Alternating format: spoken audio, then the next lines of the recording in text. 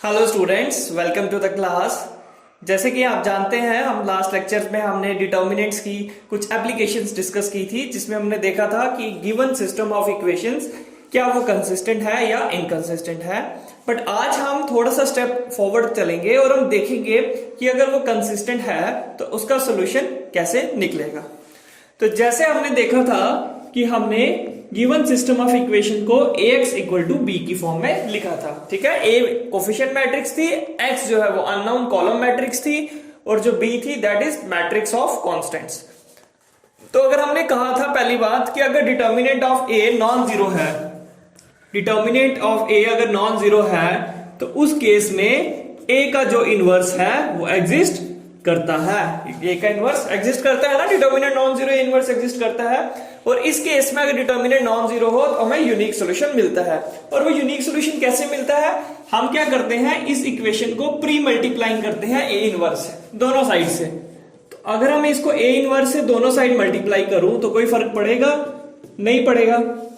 अब associative law के according इन दोनों को मैं कर लेता हूं combine, a inverse into e is equal to x, this is a inverse into p। और a इनवर्स को a से मल्टीप्लाई करेंगे, किसी मैट्रिक्स को उसके इनवर्स से मल्टीप्लाई करेंगे तो आएगा identity into x a inverse b, और आइडेंटिटी मल्टीप्लाई होगी तो मैट्रिक्स इटसेल्फ आएगी a इनवर्स b, है ना। तो ये हमारे पास रिजल्ट निकल गया कि ये जो हमारा अननोन मैट्रिक्स है ना, इसमें जो अननोन्स है x and y, this matrix is nothing but the product of a inverse into b। तो b ऑलरेडी है, हमें क्या चाहिए, a इनवर्स। तो हम a इनवर्स निकालेंगे, उसको b से मल्टीप्लाई कर देंगे, और फिर यूजिंग इक्वालिटी ऑफ मैट्रिसेस हमें x और y की वैल्यूज मिल जाएंगे। ठीक है, ये थोड़ा सा कंसेप्ट था कि अगर determinant of a non zero होता है तो यूनिक सोल्यूशन क्यों मिलेगा। उसका एक रीजन ये भी है कि अगर कोई भी मैट्रिक्स होती है उसका जो इनवर्स होता है वो हमेशा यूनिक होता है ना। जैसे रियल नंबर्स में बात करें, अगर 2 है तो इसका मल्टीप्लिकेटिव इनवर्स यूनिक है। वो क्या है, 2 को किससे मल्टीप्लाई करें, 1 आए तो 2 को 1/2 से ही मल्टीप्लाई करेंगे, 1 आएगा। इसका मल्टीप्लिकेटिव इनवर्स एक ही है, 1/2, इसके सिवा कोई और नहीं है। वैसे ही हर मैट्रिक्स का जो इनवर्स होता है वो यूनिक होता है। ठीक है, अब हम इसलिए जो ये मैट्रिक्स है उसका जो सोल्यूशन निकलेगा वो किस फॉर्मूले से निकलेगा, इस फॉर्मूले से निकलेगा। तो आज जो है हम एप्लीकेशन पार्ट जो है वो सॉल्व करेंगे और देखेंगे सोल्यूशन कैसे एग्जिस्ट करता है। ठीक है, जैसे क्वेश्चन नंबर 7 तक तो आपने यही देखा कि क्या सिस्टम कंसिस्टेंट है या नहीं है। 8 ऑनवर्ड जो है हम देखेंगे कि उसका सोल्यूशन कैसे निकलेगा। तो हमें क्या दिया है, द गिवन इक्वेशंस आर, हमें इक्वेशंस क्या दी हुई है, 2x minus y, 2x minus y this is equals to -2 and 3x plus 4y, 3x plus 4y this is equals to 3। ठीक है, तो आपको बोला इसका सोल्यूशन बताइए। तो हम क्या करेंगे, इसको स्टार मान लेंगे, फिर क्या लिखेंगे, जैसे ऑलरेडी हम लिखते हैं, system star can be written इन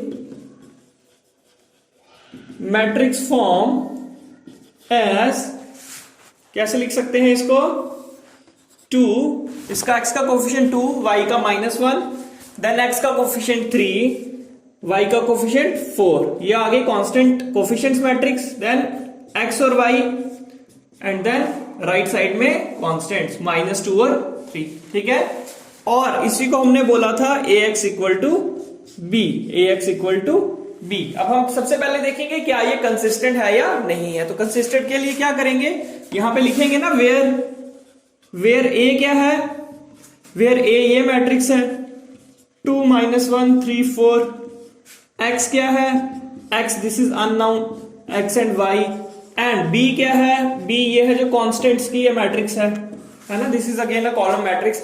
तो मैं एक बार थ्योरी सारी लिख रहा हूं, नेक्स्ट क्वेश्चन में हम सिर्फ डिस्कस करेंगे सोल्यूशन कैसे निकलेगा। ठीक है, तो ये थ्योरी आप खुद लिखेंगे। तो ये चीजें लिख ली, तो इसके बाद क्या आएगा, इसको मैं रब कर दूं, यहां तक इरेज कर देता हूं मैं, इनफैक्ट सारा ही कर देता हूं। ठीक है,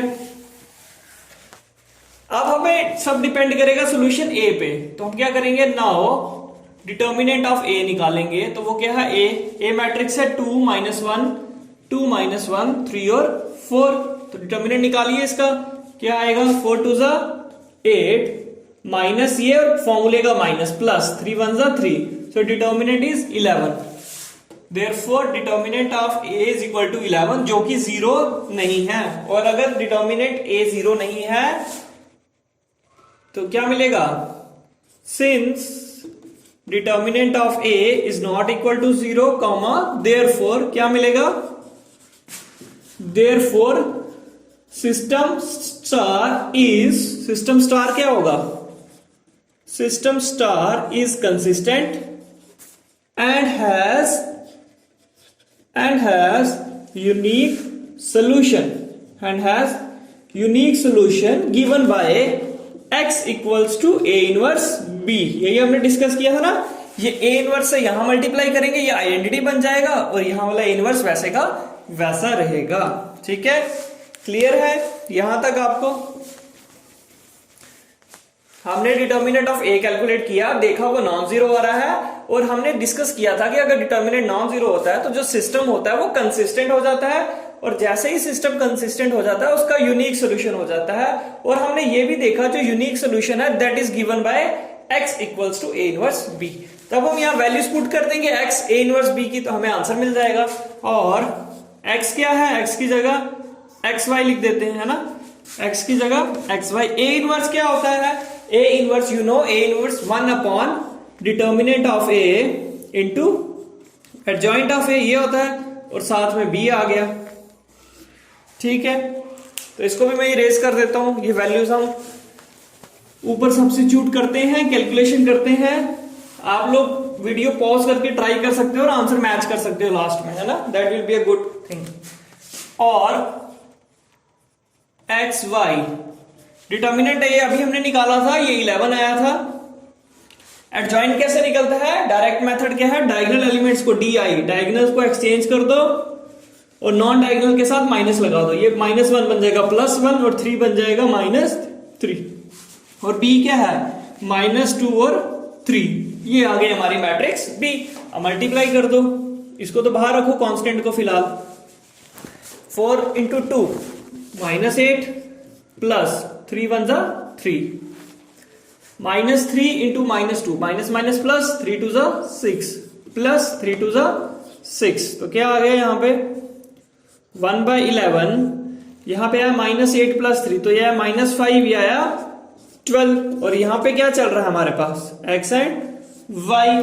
ठीक है, अब क्या हो गया, अब इक्वालिटी ऑफ मैट्रिसेस पढ़ा आपने, बिल्कुल पढ़ा है। पहले तो 11 को अंदर ले जाओ, तो 11 अंदर जाएगा, दोनों से मल्टीप्लाई होगा तो आएगा -5/11 और 12/11। अब ये दो मैट्रिसेस है सेम ऑर्डर की बिल्कुल, तो पहला एलिमेंट यूजिंग इक्वालिटी क्या होगा, दिस इंप्लाइज पहला एलिमेंट पहले के बराबर, है ना, इक्वालिटी में हमने पढ़ा था, एंड जो दूसरा एलिमेंट है वो अपने कॉरेस्पॉन्डिंग एलिमेंट के बराबर 12/11। तो आपको x and y he calculate करने थे ना, तो x एंड y हमने कैलकुलेट कर लिए। जो स्टार थे उसके सोल्यूशन मिलके हमें x ये होगा और y होगा, तब जो स्टार है वो सेटिस्फाई होगा। ठीक है, क्लियर है, इजी है क्वेश्चन।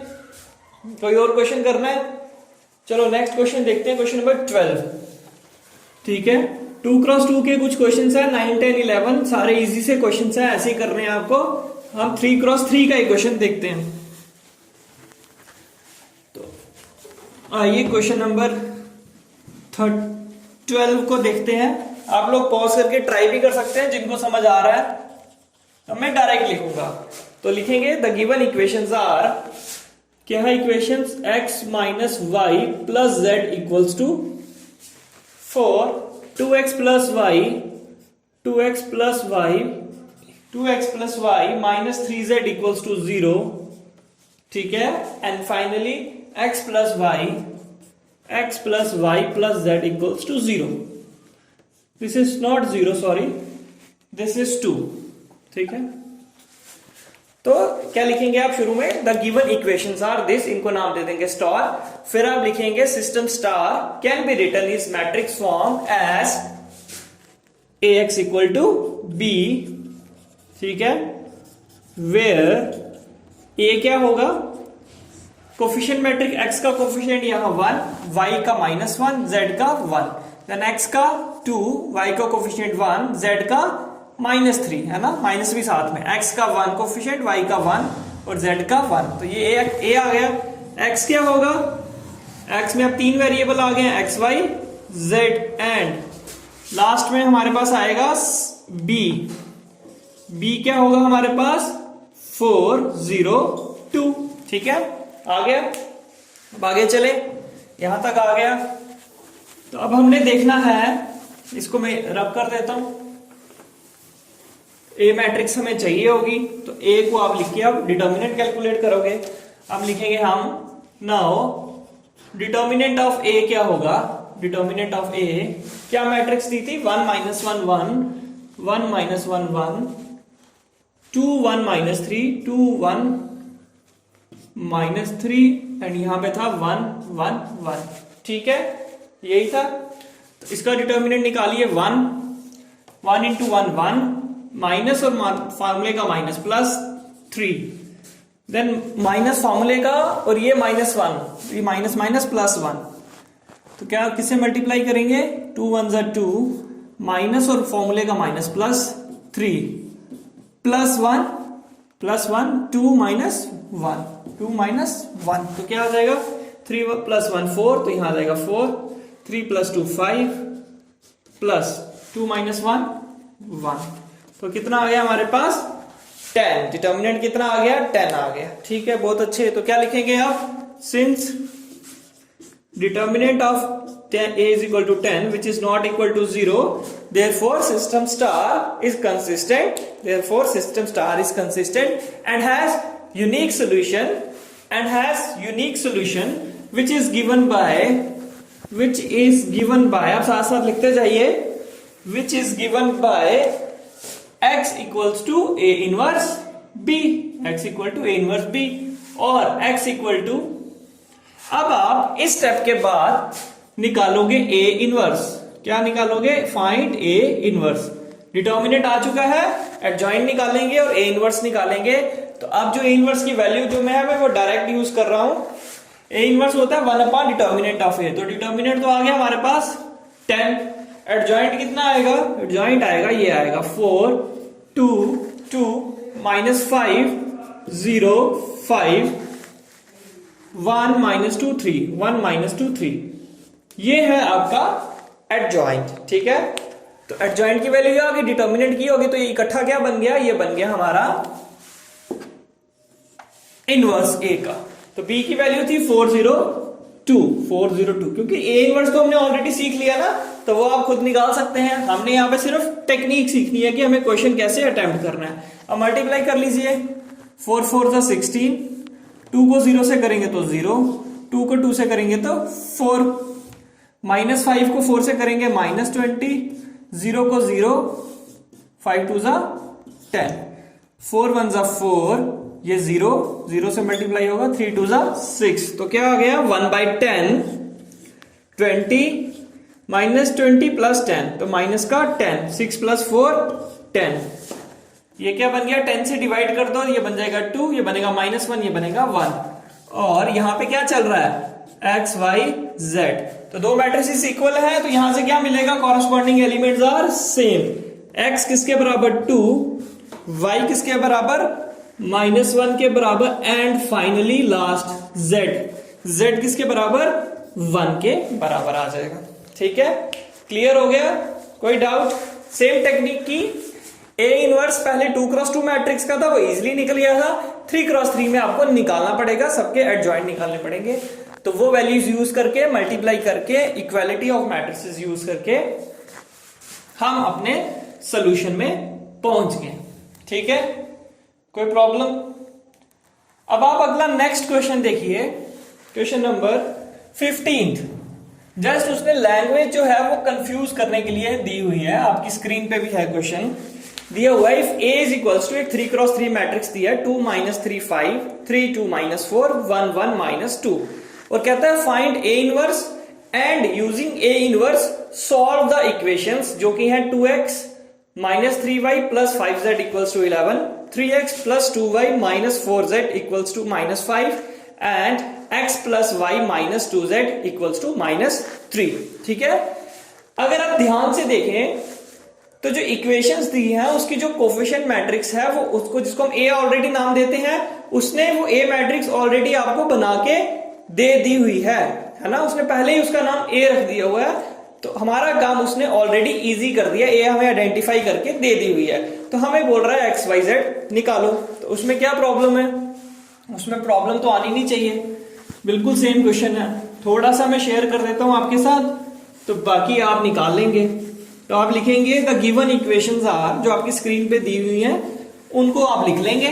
ठीक है, फिर लिखेंगे, उसका स्टार नाम देंगे, then system star can be written in matrix form as ax equal to b, where a is, वो a आपको पहले का ही उसने निकाल के दे दिया है, 2 - 3 5, 2 - 3 5, 3 2 - 4, 3 2 - 4, 1 1 - 2, है ना। अगर आप इक्वेशंस को देख के बनाएं तब भी ये बनेगा, इक्वेशंस को ना देखें और ऑलरेडी आपको जो x दिया वो यही है। देन x क्या होगा, ये हमें खुद लिखना है, x y z, and finally b क्या होगा, जो कांस्टेंट्स हैं, क्या है कांस्टेंट्स, 11 -5 और -3। ठीक है, ये कांस्टेंट्स हमें दिए हुए हैं। तो ये करने के बाद हमारा नेक्स्ट स्टेप क्या आता है, हम a का डिटर्मिनेंट चेक करते हैं। तो a का डिटर्मिनेंट निकाल देते हैं, यहां पे निकाल देता हूं मैं। देयरफॉर डिटर्मिनेंट ऑफ a क्या होगा, मैट्रिक्स की जगह क्या आ जाएगा, डिटर्मिनेंट का निशान आ जाएगा।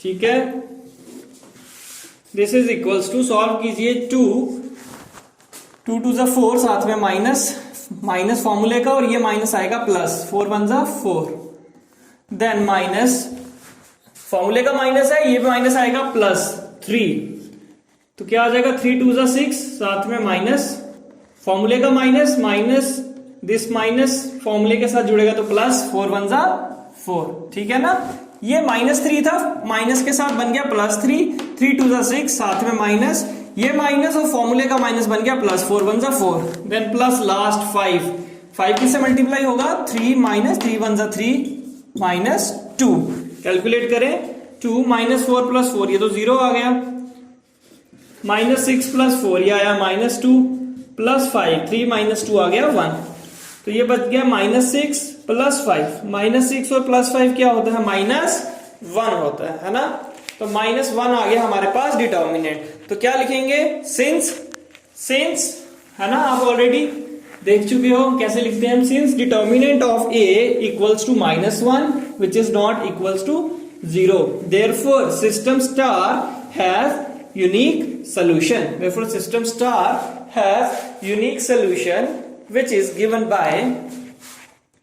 is given by x equals to a inverse b। ठीक है, लिख लिया, लास्ट क्वेश्चन से आप कॉपी कर लीजिए। और तो इसके बाद आपका क्या काम होगा, आप निकालोगे a का इनवर्स। तो a का इनवर्स निकालने के लिए पहले आप एडजॉइंट निकालोगे, तो और उनकी वैल्यूज में आप यहां पे यूज कर लूंगा, ये काम आपको करना है a इनवर्स। तो a inverse is -1 upon adjoint determinant of A, तो डिटर्मिनेंट -1 आया इंटू एडजॉइंट ऑफ ए। तो एडजॉइंट की वैल्यू क्या है, मैं यूज कर रहा हूं 0 -1 2 2 -9 23 1 -5 13। ठीक है, ये वैल्यू है एडजॉइंट की और ये डिटर्मिनेंट की। और बी क्या दिया है, बी जो कांस्टेंट्स दिए हुए हैं 11 -5 -3। ठीक है, तो इसको सॉल्व कर सकते हैं, सॉल्व करना मुश्किल तो नहीं है, इजी है सॉल्व करना। तो इसको आप सॉल्व कर लेंगे, इन दोनों को मल्टीप्लाई करेंगे, उसके बाद इक्वेट करेंगे and you will get the answer. ठीक है, कोई प्रॉब्लम, इजी है। खाली मैं आपको बताना चाहता था कि जो लैंग्वेज चेंज की है उससे आपको प्रॉब्लम ना आए। ठीक है, जितनी प्रैक्टिस आप खुद करोगे क्वेश्चंस की, मल्टीप्लिकेशन और इक्वालिटी की आप ऑलरेडी कर चुके हो, कंसेप्ट्स आपको ज्यादा क्लियर होते जाएंगे। अब लास्ट क्वेश्चन देखिए, क्वेश्चन नंबर 16। उसमें भी कुछ नहीं है, just the question has been put in a language. उस लैंग्वेज को आपने इक्वेशंस में कन्वर्ट करना है। तो क्वेश्चन क्या दिया हुआ है, क्वेश्चन में बात हो रही है the cost of 4 kg onion, 3 kg wheat and 2 kg rice is 60। कोई इंसान बाजार में जाता है, वो सामान लेता है, तो वो 4 सबसे बात हो रही है, एक तो बात हो रही है ऑरेंज की, है ना, और बात हो रही है व्हीट की, और बात हो रही है राइस की।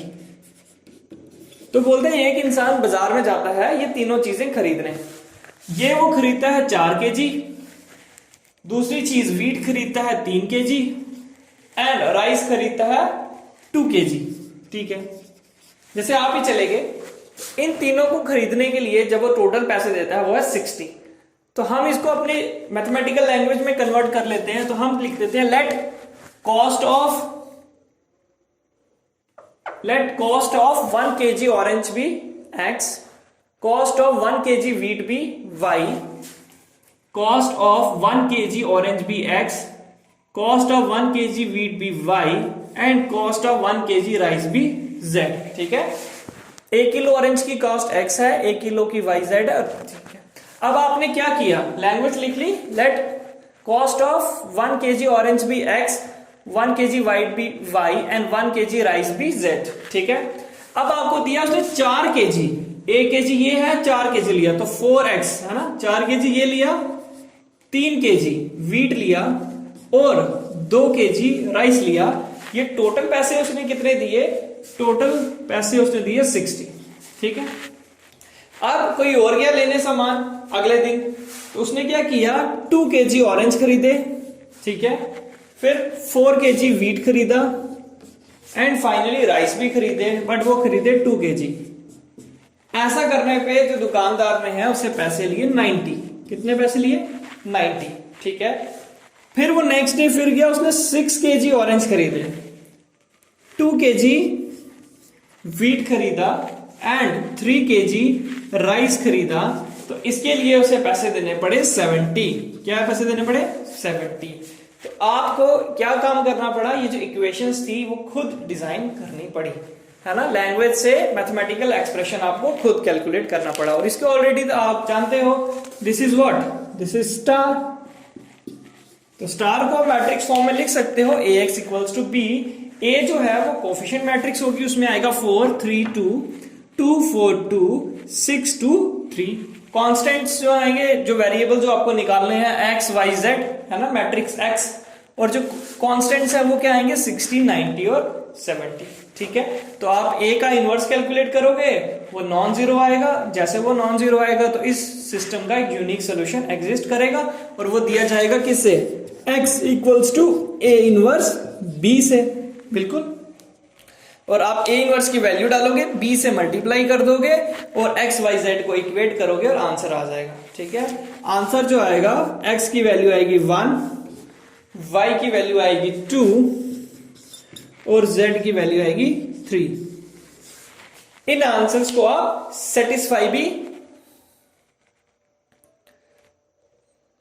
कर सकते हैं और चेक कर सकते हैं क्या आपका क्वेश्चन जो है वो ठीक आ रहा है या नहीं। ठीक है, ठीक है, तो हमने cost of 1 kg orange, wheat and rice ये फिक्स कर ली। तो ये आंसर है नहीं, ये आंसर एक्चुअली